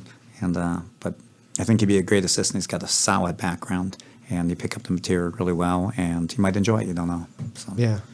So Cool. Yeah. Working. I spent last week teaching at North Central Georgia Law Enforcement Academy for a week, developing really? the instructors for the state of Georgia out of there. That's awesome. Yeah, it's fun. And I do it every January and every July because the program is there's 2 times a year that you can go through the certification. So Yeah. You ever think about taking one of those seminars, Zito? What's that? Like, I mean, you're not a I'm not law police enforcement. officer, You right. can't, but you do host things like that. The I same have. kind of material that you I would have, teach them. yeah. Yeah. You ever think about doing anything like that, like weapons training or? I mean, I've like, done that all through the 90s. That's so true. I'm not really. You're good. It's not that I'm good. It's just, I don't know. I would just focus. It's like my body can only handle so much. You got any collie sticks around here? I do. I do. have some Are we collie going to see sticks. you and Ben go at it with the collie sticks? Yeah, we might as well. I think we have to because we did film that. What, a year ago? You guys were on the podcast. the strangest follow up on that was I got I hope he's probably listening, but I got a guy from Turkey that contacted me and said he would like to become my affiliate, and I was like, wow, everybody's listening to that podcast. It's the strangest thing. It's weird, man. Yeah. Zito knows like every country we're in. Yeah, a lot of countries. It's really. I heard you're the You know where David we're- Hasselhoffs of Australia. Yeah, exactly. That's right. You know where we're funny. blowing up? Birmingham, England. Birmingham. Shout out to the Peaky Blinders. Yeah, that one was weird, right? Yeah, You know? yeah. It's interesting. It's interesting to see the demographics when you see them on the map. It's like, what? Really? Okay. Yeah. Cool. Hope I don't offend anybody. And if so, universally is always the best way to Yes. go. Right. Yeah, offend everyone equally. Right. Then it's called entertainment. Exactly. Alex, you rolling any collie these days? No. No. Not really. Just grappling. Yeah. Okay. I know, he just doesn't. Well, you don't have a class. That's but true, that's true. But if I had one? Probably not. See, all right. It's good for There's- footwork. Yeah, for there's sure. time for that later, though. Yeah. Let him master one thing first. Do you ever really master Jiu-jitsu? Yeah. No. No. I think it's important that every once in a while you think that you have obtained some type of level. I think that that's important because, like, it's that new set of eyes, you know, that everyone, you have the blue and purple and different set sides, different levels. I think it's really, really important that every once in a while that you box off a set of knowledge and you say, I have competency and control over this. It's important because you have to be able to say that the next person that walks through that door, that you know you can hit that technique on them. Right. Because that's a certain, you know what I mean? You Yeah. have to have that game loaded and you're loaded and ready to go for life. And then in 6 months you're like, oh, I didn't really have that. Now I have that. Right. Now I understand. But you don't want to be left in the perpetual state of, I don't understand what's happening. Yeah. You want to move from competency to competency to competency, even if everyone prior wasn't as real as you thought it was. Right. But, you know, you have to go into the engagement with some belief that, you know, you have this shit down. Yeah. And this is going to work for you when you need it, you know. So I think it's okay that white belt, well, you've seen it with, I'm not going to say, but I get it with the little kids all the time. We had a student, very talented, named Jordan, and we've had it's happened with many kids, but I remember the first time he says in front of me to his parents, oh, today I passed Professor Ben's card again. You know, and these kids, they think they're doing it. They're like, oh, I got on his back twice. Yeah. You know, and that's okay. That's okay. They don't have to, you know, just build that confidence, build that Exactly. enjoyment. And Yeah. it's okay if you think you know your shit. Absolutely. I mean, Yeah. you can't always say like, "Oh, I'm not even halfway to infinity yet." You know, like we all know jiu-jitsu never ends. Right, You know, yeah. Right. and you could always get better. But like, you would consider Rafa Mendez a master? Like, for sure he is. But he would tell you, no, there's still tons to learn. Of course. You know. Because he's humble Absolutely. like But that. yeah, he's an expert and a master for sure. Yeah. Yeah, he's something. Yeah. Still. Yeah, One of the poor- best Instagram feeds. Great Instagram. You follow him on Instagram, Rafa, the Mendez brothers? I've heard AOJ? of the Instagram, but I'm not. Dude. On the Instagram. Yes, on the Instagram. Yeah. It's all right. Some nice 30-second, 1-minute clips of, jiu-jitsu, some technique, maybe a clip from a match, you know. It's like snacking on Pringle. You're just like, I want a quick Pringle. Well, Yeah. you know, and then you go about your day. Alex, you on Instagram? No. What? Really? Young kid like you? What do you Snapchat, right? Yeah. There you go. That's the one. That's the one. Snapchat, yeah. I don't get it. I don't get it. So what's the Snapchat? Like, what is the deal with Snapchat? Like, why do you choose Snapchat over Instagram? I don't know. I just do it because everyone else has it. So I can Oh. talk. It's easier to talk to them that way. Is Yeah, it? I suppose if they're there. Yeah, if they all Oh, have so it. Just, wait, I so just you got it. so after everyone else already Snapchat did. you talk like on a Yeah, just texting or sending pictures. I don't know. Yeah. as opposed to just texting. Yeah, I don't know. But it, Just use an app. people go on that pictures. more, so it's just easier to use that. Oh, is that I right? want to get someone's attention. I see. I mean, even the students. I mean, like you've got a lot of this when you do all your illegal gambling and all that type of stuff on the weekends. What, Well, illegal That's- gambling? No. What's going on? Talk about it. No. No police officers listen to this, Alex. Don't worry about it. What are you talking about? Poker night? No. No, they got the backroom inner school UFC What? betting going on at No, the weekends. no, it What's just going predicts on? all the fights. Oh, what do you guys do? It's just predictions for the UFC. Ah, Okay. okay. Yeah. Yeah. But they're all communicating stuff like, "What are you doing?" It's like, I'm like, "How long has that been going on?" Oh, it's going on for months and months and months. who's all in it? You know, like I didn't know this was going on. There's It's only like, like 5 people in it. yeah, still. There's fantasy MMA now, right? Yeah. Isn't there? Yeah. Have you done that yet? No. Huh. He's thinking I might be qualified to bet on this. Everyone is, everyone you talk to, they're like obsessed with fantasy football. Yeah. They're like really balls deep in it. And I'm thinking, geez, I wish I enjoyed something even a little bit as much as you guys enjoy fantasy. I was like, MMA, fantasy MMA. But like, I think I remember someone explaining it to me one time, but like I just don't. Well, how does it work for MMA? Because I know how fantasy works for like baseball and stuff like that. You could choose like I want Damian Maya's takedowns, and I'd like Ronda Rousey's throws, and then I'd like. Oh, is that right? No, I was like, that's really I could have the right arm of Dos Santos, but I want the left arm. I think you got to pick. So you look at the whole fight card, right, and then you go down the list and you pick who's going to win, how they're going to win, what round they're going to win in. And But how does that equate to fantasy? I don't get it. Because then I thought the whole point your of score fantasy gets is- totaled up at the end, and if you're in, like, let's say the 4 of us are in a fantasy MMA group, we're competing against each other every week, or I mean every fight card. Okay, with the different fighters. We all get to choose from the same fight card, Right. and we all pick our fights. And when you know what I'm saying. So if you guys all picked Stipe to win, and I picked DC first round. Boom! I would have got like 10 points, and you guys would have got nothing. I see. And The fantasy part is still eluding you, though, isn't it? Yeah, I don't get the fantasy. Yeah, part. but the gambling part and everything else, that you're makes getting. sense. Yeah, because the fantasy, the point So is you like, make up your own football team of all Right. your favorite players from different teams. Exactly, Right. that's the fantasy part. Right. Because I can have not just my pick from the Chicago Bears. I could pick from the what? Chicago Bears. Is that a team? Yeah, yeah, never heard of them. Have they heard of them? No. Yeah, yeah. No. They're a little popular out here. yeah, they're kind. Yeah. So either pick from them, and then I can pick from Damn all the other cheeseheads. teams. I know, or pick from other ones. But in the UFC or MMA, there's no like team. You can't Yeah. pick. Right. Right. Except So. for the 10th Planet crushing the Quintet or whatever that was. Yeah, I didn't see I it. didn't watch it. I feel I bad. canceled my UFC fight pass. Did you really? I did. Oh man, Yeah. why? Why? To save $10 a month. Save $10. I don't use it. I never use Well, it. that's a reasonable reason to cancel it. Yeah. I guess. $10 a month is. I watch MMA like when we do a companion here. All right. But like, if I have time to watch something, I'm probably watching jiu-jitsu matches. Yeah. You mean I like feel- Polaris? No, like YouTube matches that are free. They're free. Oh, Yeah. if I had something to watch, I'm watching something free. Yeah. Alex, did you pick But anything on Flow. Did you pick DC to win that match? Yes, I did. You did, huh? Yeah. By knockout? Yep. Really? Really? Wow. Big points right I didn't there. think he was gonna See? knock him out.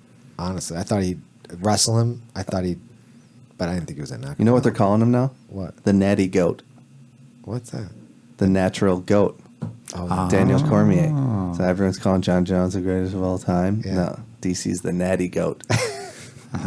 wow. Did it drug free. Yeah. That's interesting. Now, so he's in a fight, Brock. I didn't like that whole thing at the end. It was yeah. just ridiculous. If everyone I talked to all agrees that was unwatched, like, why are they doing that? Why are these up? Who are these people saying, "Oh, go do that"? Yeah. There, like they don't But you get just that said stupid. everyone I've talked to. Yeah, Everyone's talking about it. they So don't whether like it be that. No, they said ridiculous it's ridiculous. or not, They're talking you're about talking it. about it. Yeah, And everyone's really up in arms about like, well, how come Brock gets a shot? How come this? You got to look at it this way. How about you let DC get this payday? Okay. Forget about Brock and like, does he deserve it? No. And how come he's getting a title shot from being suspended? Look at it from the point of view of like, it's going to be nice to see DC get paid for this big fight. Yeah, for sure. Mm-hmm. But You he's know? done with that, right? Is he going to retire? What do you think? Probably he should. What is he? 37 or something? So he'll never fight John Jones. Then that'll never happen. I don't know. But if they make the fight with who's the big guy again? Someone from WWE, Brock Lesnar. Yeah. So if they make the fight with Brock Lesnar and John DC, then Brock Lesnar versus John Jones will never happen. it'd be pointless, right? Because if DC beats Brock Lesnar, what's the point of fighting? What's the point of having that? Right. Yeah. Brock fighting John Jones. Yeah. You know what I mean? It's kind of I don't care about John Jones anymore. No? No. Really? I don't give a shit. No, he's gone. Do you think he's done? Yeah. He's just. I'm not saying he's not capable of coming back. I just think people aren't really paying as much Out of attention all to the him. people that have ever been in the UFC, at least as of late, whether it be Conor or Kobe Covington or, where everyone's like, God, I can't stand that dude. John Jones is the worst out of all of them. He's like such a snaky liar, but he plays this like God, and like, I'm just being a good guy, and it's like, dude, you drive drunk, you hit pregnant women, you run off, Right. own that. Right. And I wouldn't even blink at it. Right. But he's a little shady. But he's two-faced. Yeah. You know what I mean? He's not be the heel. If you're a bad human, act like a bad human, and I'll go, oh, he's a heel. Right. Right. Yeah, no, that makes sense. Right? Yeah, totally. Now, when Chael does it, that's funny because he's a good guy trying to pretend that he's bad. Right. That brings it to an even higher level of comedy. Right. But John Jones, you're not fooling anyone. No. Yeah, but he's up for a grappling match, right? There is a whole thing where he wants to fight a grappling tournament. And they were picking, Danaher was actually pulling in like... I know Dylan Danis was trying to get it. Dylan Danis was trying to get it. There's a bunch of people actually trying to... I think Dylan Danis was like leading the pack against John Jones. Yeah. But John Jones is a blue belt. So that's why they still don't... What's the point of fighting at such a high level like Dylan Danis or... Right. I know he can't fight Gordon Ryan. I was pulling for that one a while ago. Right. Because Gordon Ryan's under Who contract. cares? I don't even... Sure. But seeing him against Dylan Danis, that'd be interesting. I guess so. I mean, Dylan Danis is a lot smaller than he Yeah. is. He did hit a really nasty duck under on Dan Henderson. Yeah. Remember that thing? See, I'd be more interested in the final. Is Askren going to get a shot or something like that? And just somebody who seems more. John Jones is amazing and obviously one of the best ever, maybe, but it's just not relevant right now because he's not doing anything. Right. Yeah. So I'm just curious about now who's going to become relevant or what's going on with the people who are currently relevant. Right. And Ben seems like an incredible talent, and Yeah. it seems like it might It's be just interesting. nice to, I'm sick of the circus. Right. Are they going to be shoving each other at weigh-ins? Are you going to piss hot on the drug test? It's like, can't we just have a fight, find out who wins, Right. and then just move on? Yeah, I know. Yeah. So, Vitor Belfort's back on the juice. thank God. He's looking good. He looked like he looks. he looked like he was going to die without it. Dude, he looks. Dude, you're withering so away to good. nothing. He looks like the old Vitor. Yeah. Like, man, that he needs that. Like, he looks like on That- his Instagram, he looks just swole again. He's like, oh, there he is. Right. He's back. Let's see that Yeah. guy fight now. There's such a change in the way he looks that it's almost like you'd almost look at that and go, it's healthier that you take testosterone. 100%. Right. 100% healthier. He looked horrible without it. Mm-hmm. His whole body was just deflated. Not in a good way. It wasn't like, what I mean? It was just like he couldn't, his muscle couldn't even develop. Yeah. Yeah. And now, is that in comparison to the way he used to look? What I'm saying is, if he never took juice in the first place, would That's you what I was have that deflated look ever? I don't know. Well, I we don't won't know because you look at. I'm just assuming. Be careful what you say, Zito. We're talking about a Carlson guy here too. By the way. Well, I'm thinking like a Couture or something like that. I just naturally assumed Couture wasn't. I mean, maybe he did test positive. I don't think he did, but he looks great. Do you know what I mean? He doesn't. Even Hendo and those guys, they look like as they're aging, they still look just like older athletes. They don't look like they've lost anything. They just look like they're moving on in time, but they still look like beasts. Yeah. So I think there's probably some type of effect. I don't know. There was a football player named Lyle Zato, played for Denver Broncos. I think he was number 77, and then after he retired from football, he ended up having a heart attack when he tried to go out for boxing. He had a heart attack because his heart had enlarged from the anabolics to such a size that there wasn't room or whatever for it to move within the chest cavity, and he basically killed. Yeah, I guess apparently who would have known, but muscles grow and the heart happens to be a muscle that's like right. working all the time. So apparently it gets bigger too. Yeah. And so, I mean, And he got that from taking what?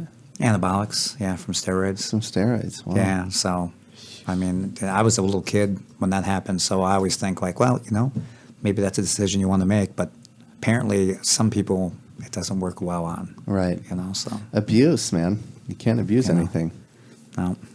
I mean, time and the place for everything, I suppose. And used to work for a gym down in Georgia, Obaki. And there were quite a few individuals down there that were using and trainers down there were helping the people because it was owned by some of the big name wrestlers at the time. There were a lot of fighters, a lot of UFC fighters, a lot of people coming through there, and there was a lot of drugs getting pushed through there at the time. But yeah, I don't know. Nowadays, I think, it's a tough position to be put in. I know we're real critical on guys that are using and stuff, Exactly. but you look at these guys; they're professional athletes. This is how they earn their living against other athletes who may be on the same other athletes things. that are on the same stuff, and they fight 3 times a year if they're lucky. They need those paydays to keep the bill collectors at bay. And boom, next thing you know, I tore something in my knee yesterday at practice. Now I'm looking at, 4 months of rehab here, or 5 months, and I'm going to miss this next fight, or boom, I could take this shit and I could be probably fine in 3 or 4 weeks. Yeah. It's like, it's a tough decision. It's a decision we'll never have to make or know what that feels like. As far as that goes, I think one of the things out there, Tom Cronin is the Carlson guy from Temecula. He's had super luck with the stem cell injections for tore some shoulder ligaments and stuff, and he did a bunch of different damage to himself. And he swears by Who's this? Tom Cronin. He runs Carlson Gracie Temecula. Didn't he fight Vivas at a? He is a fight to win champion, and he is. And where did he go? 6-time IBJJF national black belt champion, I think, or something. Okay. And he's good. But if I recall, he tore his shoulder, like ligaments, like frayed, and they injected the stem cells up into there, and he went through rehab then. And basically, It's beautiful. it's beautiful. And where did he go? Well, it's out in California, Southern California. Okay, but Southern I think actually some of the black belts from here locally, their medical is their business. But some of the black belts out here had some knee damage and some things, and they flew out there for similar treatments and stuff too. But I know he's a big proponent. He puts out advertisements. He's sponsored by them. He's got information on his Facebook and stuff about that. But he swears by that. And now so there's cheating by drugs. And then there's using modern medicine in order to try to promote healing, I think that's 100%. 2 different things. Yeah, I would not. And even those anabolics and some of those things that we might be like, you shouldn't use it.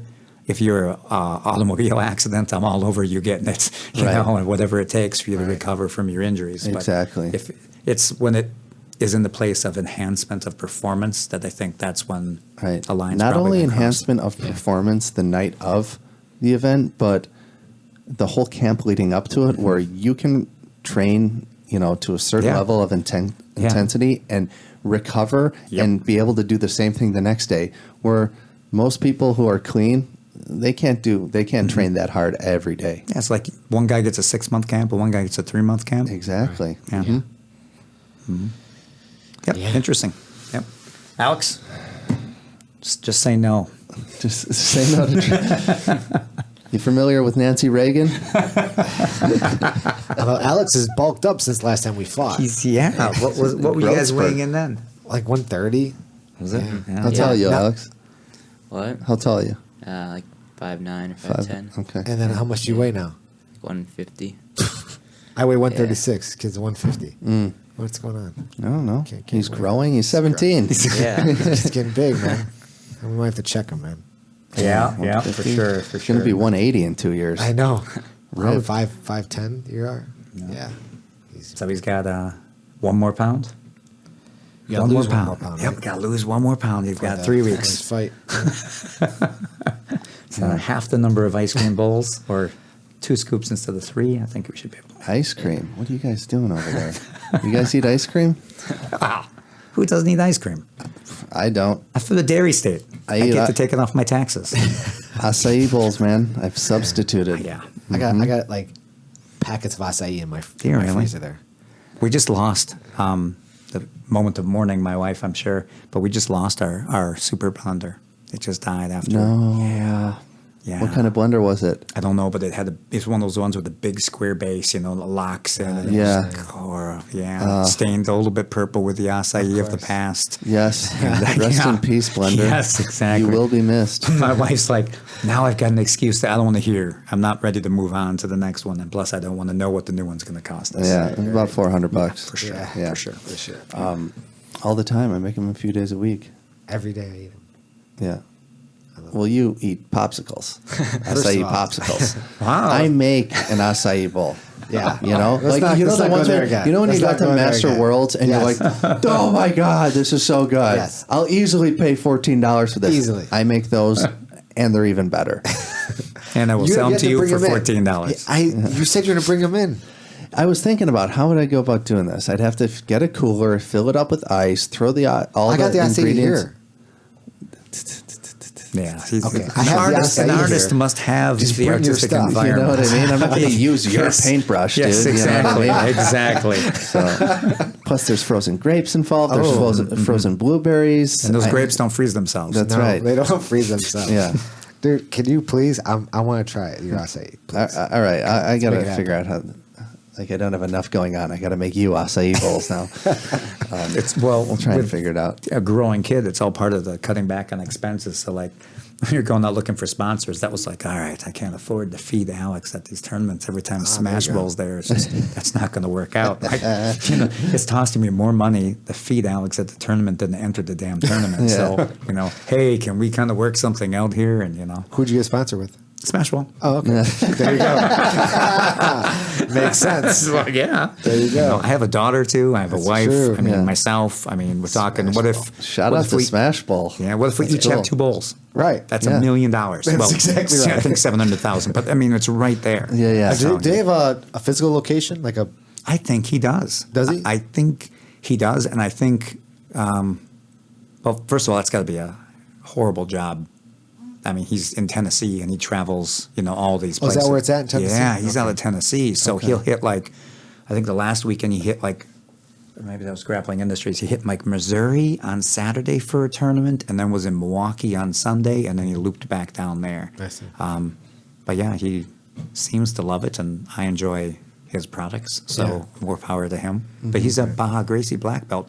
I think he's been on Fight to Win actually. Oh, really? Yeah. Yeah, but now he's all about acai. Nothing wrong with that. Yeah, so. We've got some good acai. Living that places in the Aki city. life. You ever have acai at Gray's? It's on Clark Street. No. It's called Gray's. It's actually inside of a workout facility. It's called Gray's, Clark and Grand Avenue, around there. It's awesome. It's really good. Yeah, I'll try it out. Clark and Grand. Okay. I heard of Left Coast also. Left Coast. I've had that before. How's that? It's good. I mean, it's expensive. You're paying $14, $15. But is it good? I don't. Is it good? It's. You say it's expensive as that's a downside. Yeah, it's good. It's good. It's not as good as mine, but it's good. Okay. Is it like IBJJF good? What are we talking about here? Are we talking about Worlds. Nogi Worlds? Are we talking about Master Worlds? Not Or- Nogi Worlds, because Nogi Worlds was horrible. Right. Master Worlds. Yeah, it's probably as good as that. Master Worlds might be a little bit better because it was colder. You know what I mean? Okay. This place it's like you gotta get on it when you're eating it. I see. It might get watery. You know what I'm saying? Yeah. All right. Yeah. I'll try the Left Coast. Okay. Yeah. You got to freeze all the ingredients. So, like, if you're using the acai, you the grapes have to be frozen and the blueberries have to be frozen too. Okay. Or else You it'll blend that up. be like slushy. You know what I'm blend saying? that together, though. Yes. Right. You don't The just whole put them thing on to- top. Oh, a nice dark purple. Yeah. Bananas on top. You don't blend the banana. Do you have to freeze the banana? You use half a banana in the blender. No, you don't freeze the banana. Okay, just checking. Okay. Good point, Ben. It's the only thing you blend that's not frozen. The banana. Yeah. And only half. The other half is used for the slices on top. Okay. So you're blending in So you're grape. garnishing with it, Yeah. too. You're blending in grapes. Frozen grapes. Frozen grapes. Frozen blueberries. Not frozen banana. 2 cubes of acai, and then a half a non-frozen banana. Okay. Yeah. And then Cacao nibs? relax with the cacao. You're not there yet. Okay. You're not ready for that part of the recipe. Then you plunge. You got with the Vitamix. You got that plunger. Right. You gotta do work on that thing. Okay. I'm telling you, like it's ice. You know. Right. So you got to keep going. You're plunging that thing for like 2 straight minutes, right? What? Yeah. 2 minutes. At least. Okay. If you're looking for that consistency, that see. perfect consistency. All right. Then the acai goes into the bowl, right? Okay, and it's very important in what order you put the other toppings on, the ingredients. Okay. Okay. Acai in the bowl, right? Got it. Granola first. Okay. Secondly, you put on the almond butter. Okay. Yes. Question. Yes, sir. Thank you for raising your hand. Absolutely. Do you ever put any of the toppings on the bottom below the acai, or always only on the top? True. Always only on the top. Okay. I do like I'm gonna look into that. I've had some places okay. that put a little layer of granola at the Little bottom. layer granola at the bottom. Yeah, I've seen yeah. that too. So I'm just wondering. He is a black belt after all. true. Okay. Where are we at? Granola, almond butter, coconut flakes. Yeah. Now this is where you slice up the banana. I see. And the cacao comes last because you put little freckles on the banana slices with the cacao nibs. see. You know what I mean? Yeah, yeah. It's a presentation thing, Zito. Okay. You know what I mean? You don't put the cacao in and then cover it with the granola. You know? I would do that. I would Yes, just you throw it all would. together. Yes, you would. Yeah, just It give would be all be backwards. It would be. Considering how anal I am, I don't know why I'm not so anal when it comes to eating that. I'm not. I'm just give it to me. Yeah. Quick, let's go. As opposed to pizza. As opposed to pizza, yeah. My pizza's gotta be good. See. Yeah. Yeah. We were passing a couple of pizza places. One you mentioned you went to. I won't mention them on air because they're actually a client of mine. However, Paul went and ate there, and I'm like, "Why did you do that to yourself?" He's like, "I don't know, man. It was right close. there. I don't It was know." right there. I'm like, "Dude, that's not for you." So Yeah. we were going to one of my new clients opened up down a block called Rachel's Deli. Oh, so we can talk Cafe. about this one because it was good. Rachel's was good. Yeah, it was good. Rachel's was good. So we went there, and I'm like, he's like, "What about this place?" I'm like, "No, you probably wouldn't want to go there. Let's just stay away from that place." Yeah. So I don't want to eat it anywhere on the south side, to be honest. no. No. I Wait, can't- you consider this south side? Yeah, I can't wait to get out of here. How is this? This is considered south side to you? It's Everything south of Madison is the south side. Really? Yeah. I don't mean, think of that Southsiders don't consider this the south side. interesting. Right. 'Cause I consider south side like Bridgeport. But yeah, you know. I don't consider this south side. Well, that's because you're a Southsider. You guys are animals, you know? It's 100% Southside. This is 100% Yeah. south side. And where you, I saw a couple of pieces of someone littered. There was like a little bit of trash outside. Really? Yeah, it's Get out. embarrassing. So I between wonder if my car's still out there. my Bears comment and your Southside comment, you'll only help me get as far as the car, and then I'm on my own. And yeah, exactly. You guys are going to where it's safe. oh, man. Yeah. That's funny. So you're from what? North side? North side, yes. Okay. Can't you tell? A little bit of class involved. You know, you're talking to me. There's a certain element of class. Oh man, that's so funny. We'll see the class. I'm going to show the photo shoot that we did. So we did a photo shoot for our sponsor, Very Hard to Submit, and I'm going to post one of the photos of Paul and his classy shoes he's wearing. Yeah, They're so classy. Reebok high tops, baby. Are those Reebok? I think so. They're Or no, Adidas. Adidas. Yeah, whatever. From like 1995. From 1995. They're tragic. All right, Tragic. let's wrap this up. All right. Ben, You guys got anything else? Alex, you're so talkative, man. I'm sorry to cut you short here. What's going on? What you got going on? He can tell. No, good. Come on. It's okay, Alex. All right, so you've got to fight Tyler Story from Ohio. He's a Pedro Sauer team member. He's 2-0, all wins by submission. You'll face him on Fight to Win 84 at the Odeum here in Chicago. You're 3-0, all wins by submission. And yeah, so it should be a good fight. And then the bragging rights last for like next to nothing because when the teens get those titles, they age out before they defend them. So like Liam Moss and some of the guys that have had titles for Fight to Win then go on to become adult fighters right away. So when's your birthday?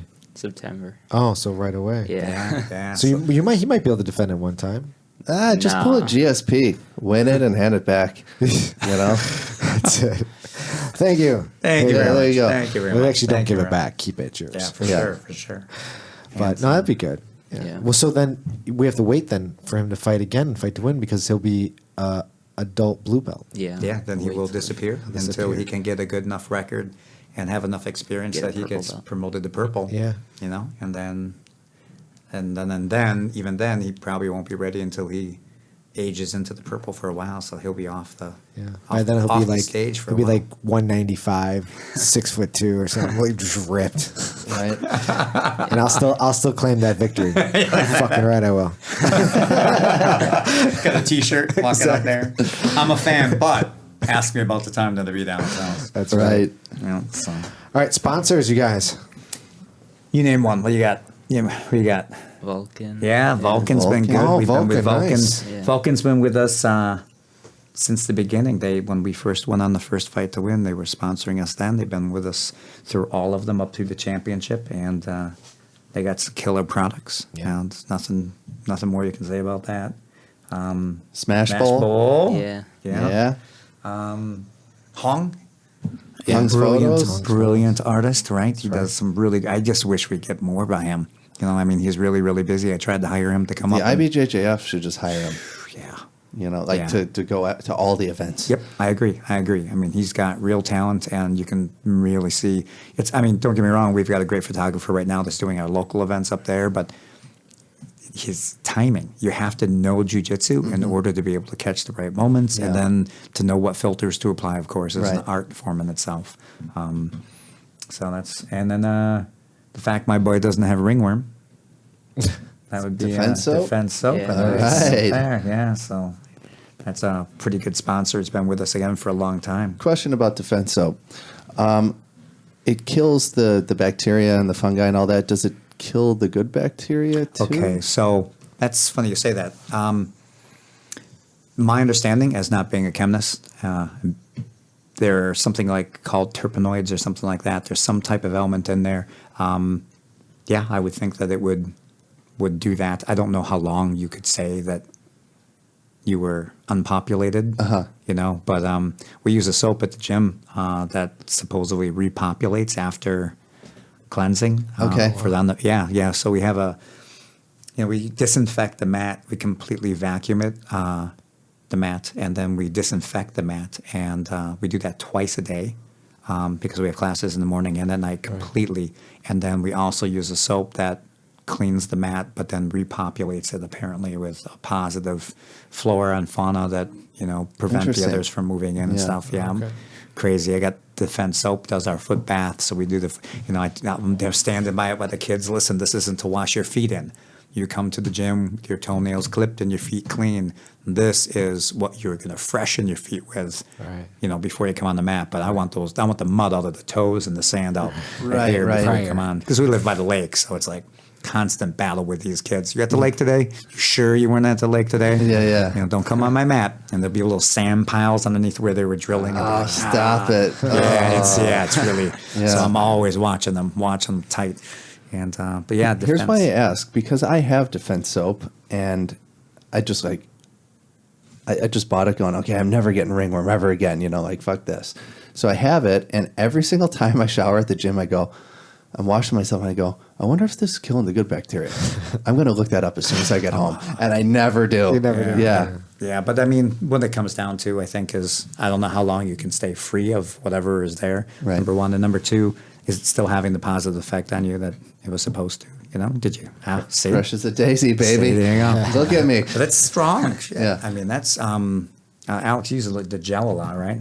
Yeah. Yeah. So do I. That's strong stuff. Yeah. I mean, that's not like if I wasn't doing jiu-jitsu, I don't know that I would use that as my soap. I mean, it's powerful. I can feel the difference in the skin and the hair from Right. using it as opposed to. So I don't know if I'd use it as a recreational soap, but for going down, it's not just what's on our mat. It's every time you roll you roll with the people and all the people Yeah. they've rolled with lately, and you're going with, you're going to other gyms. We train at 3 or 4 gyms a week, Right.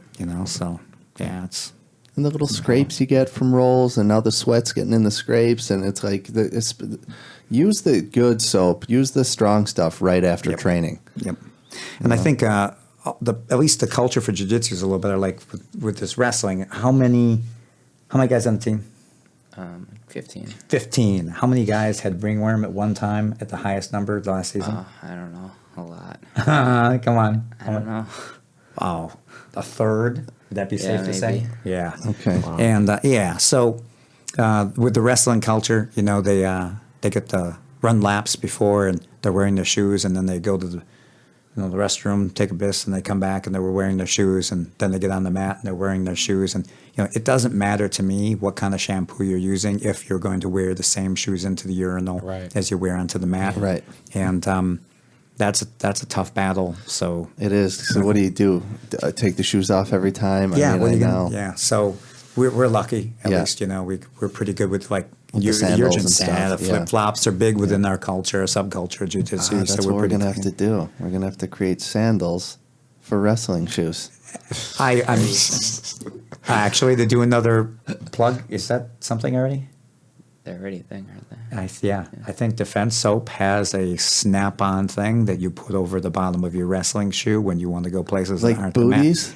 Yeah, Like if you're going into I a think home they that do. just- You'd have to check, but I think they have something like that. I think that product already exists. So they want your $1 million idea for the day. Damn it. I know. Okay. Yeah. Too bad. Yeah. All right. Alex, I want to ask you one. What's your favorite submission? Oh, I don't know. I don't have a favorite submission. You don't have a favorite? got Not no I one? guess triangles, Triangles? good, but I don't Yeah. really have anything. Really? You just like them all, huh? Yeah. Interesting. I was always wondering, like, what's his, like, because he submits a lot of people. Right. Just wondering, like, just doesn't matter, huh? It's good to be that way. Cool. All right, Ben. Cool. Always a pleasure, man. Thank you so And much where for can having people us. find your academy?